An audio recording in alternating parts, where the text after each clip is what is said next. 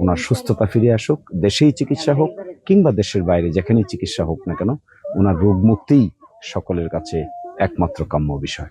খালেদা জিয়ার যে অসুস্থতা, এটি সারা জাতিকেই অনেক বেশি আহত করেছে এবং নিবিড় তত্ত্বাবধানে আছেন তিনি। আমরা সকলেই এক্সপেক্ট করি যে দ্রুতই তিনি সুস্থ হয়ে সকলের মাঝে ফিরে আসবেন।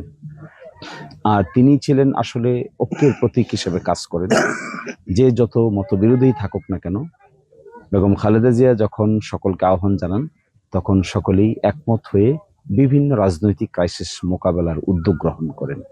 সুতরাং ওনার এই অসুস্থ অবস্থা থেকে দ্রুত সুস্থতা লাভ করুন, আল্লাহ ওনাকে শিফা দান করুন, এবং আমরা এক্সপেক্ট করব এর মাধ্যমে তিনি বাংলাদেশে নতুন করে অবদান রাখার মতো একটি সুযোগ তৈরি হোক, ওনার সুস্থতা ফিরে আসুক, দেশেই চিকিৎসা হোক কিংবা দেশের বাইরে যেখানেই চিকিৎসা হোক না কেন, ওনার রোগ মুক্তিই সকলের কাছে একমাত্র কাম্য বিষয়।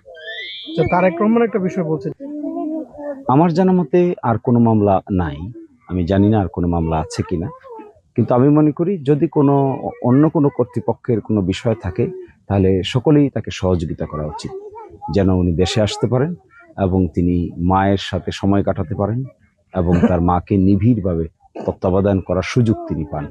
আসলে এটা খুবই মানবিক ব্যাপার। একজন বাংলাদেশের সাবেক প্রধানমন্ত্রী, তিনি আইসিইউতে আছেন, জীবন মৃত্যু সন্ধিক্ষণে আছেন, তার আত্মীয় স্বজন ছেলে সন্তানেরা তার পাশে থাকবেন, এটাই স্বাভাবিক। সুতরাং সিকিউরিটি এজেন্সি হোক আর যেই হোক, সকলে এই ব্যাপারে সহযোগিতার হাত বাড়িয়ে দেওয়া উচিত।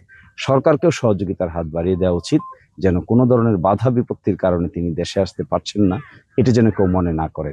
এরকম একটা সহজ সরল পরিবেশ তৈরি করে দিয়ে তার মায়ের কাছে তাকে ফিরে আসতে দেওয়ার আমি ব্যক্তিগতভাবে আহ্বান জানাই।